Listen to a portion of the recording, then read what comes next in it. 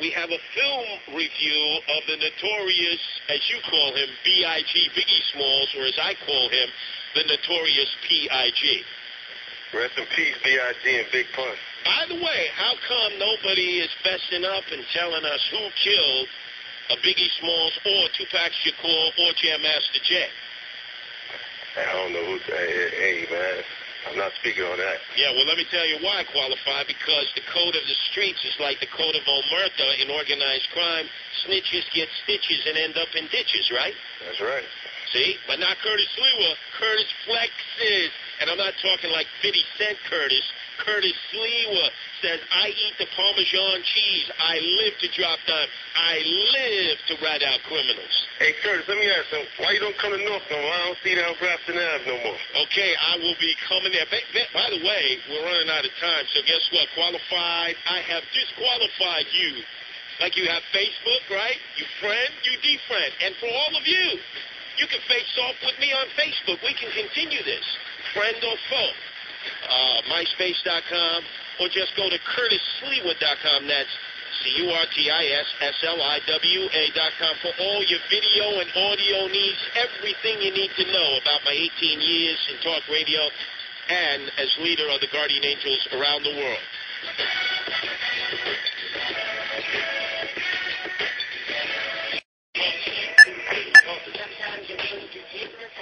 22 minutes after the hour, and these words have hypnotized a young, degenerate hip-hop, rap-crap generation.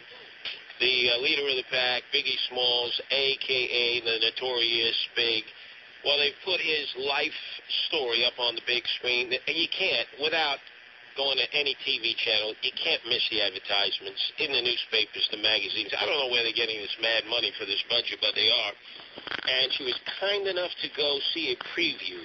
Debbie Schlussel of DebbieDoesPolitics.com. That's DebbieDoesPolitics.com.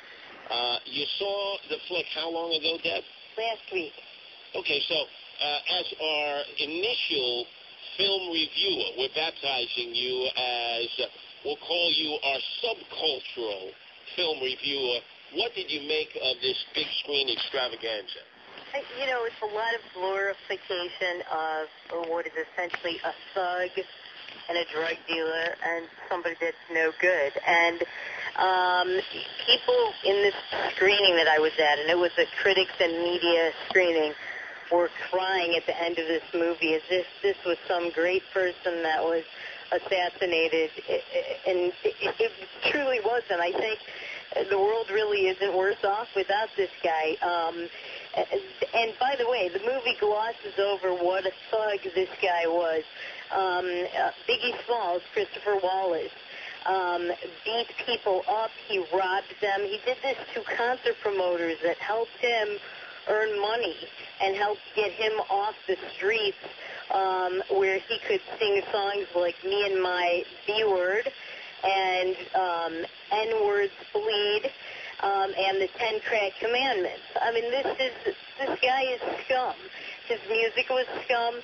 The stuff that they showed in this movie, at least they showed some of his upbringing and his behavior, where he started as a drug dealer and a crack dealer at age 13, where other people wouldn't sell drugs to pregnant women, and he said that he had a business to run, so he sold them drugs. It showed all of these women he was sleeping around with and fathering kids with, his relationship with the equally sleazy Lil Kim, who is still with us. And I just really was disappointed that a movie like this showed this guy as a sympathetic character when, in fact, he wasn't sympathetic at all. When I walked out of this movie, I thought to myself, well, I guess if they can make a movie glorifying what might be the white version of him in Larry Flint as some kind of American hero, then I guess they can glorify him too. But I found it disgusting. Well, the problem here, Debbie, is the impact it will have on young people. For instance, a lot of our listeners, they're not in tune with this hip-hop, rap-crap subculture, so they have no idea. But they've seen the commercials because they're running endlessly on TV for this movie that comes out this weekend. When you said the 10 Crack Commandments, I re-listened to it because I remember when it first came out. Like, every second word is a curse word. So if the kid is listening it to on their iPods or their headphones, all they're rapid firing out of these curse words. You talk about for liberals and progressives who hate, homophobes or misogynists. There's homophobic, misogynist words a mile a minute, and yet he's embraced by those in Hollywood. Well, and I'm glad you said that, because I was just going to say that I don't think that black kids in America really need, the black Americans really need another movie like this. But in fact, you're right. It's all young kids, because the hip-hop culture really is, it's all over America in all sectors. And this movie, every other word was an F word or a P word. And, in fact, they show some of his raps, and I don't think he was talented at all. Every other word is exactly what you said. It's all curse words, and it's just disgusting. It's not entertaining. This is not a movie for kids at all. It's a vile movie. I really think it should have gotten, frankly, an NC-17 rating. Well, give you an example. You remember the movie 8 Mile about Eminem. Right. Didn't like the movie, don't like Eminem, but it was a well-done movie. It wasn't every 5 seconds a curse word, this, that. There was a story you could sort of follow. Whether you could relate to it or not is another thing. What's this? Vile, despicable. And then they talk about the group that he formed called Junior Mafia, and they don't necessarily explain it, but he claimed that Junior Mafia meant, the acronym, Junior Masters at Finding Intelligent Attitude.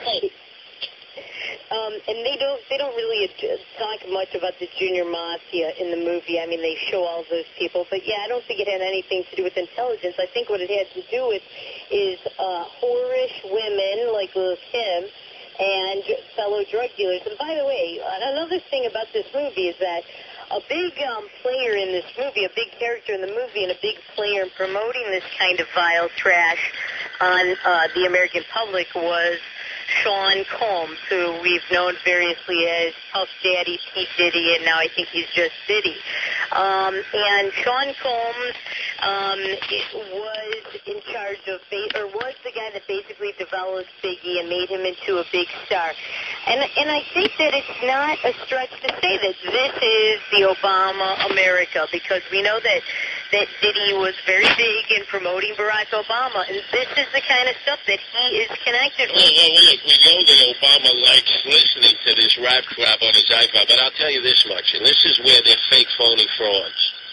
Biggie Smalls went to Catholic elementary school, was an honor school student. So it's not like he came from a life of being a degenerate, like he followed in his father or his brother's footsteps.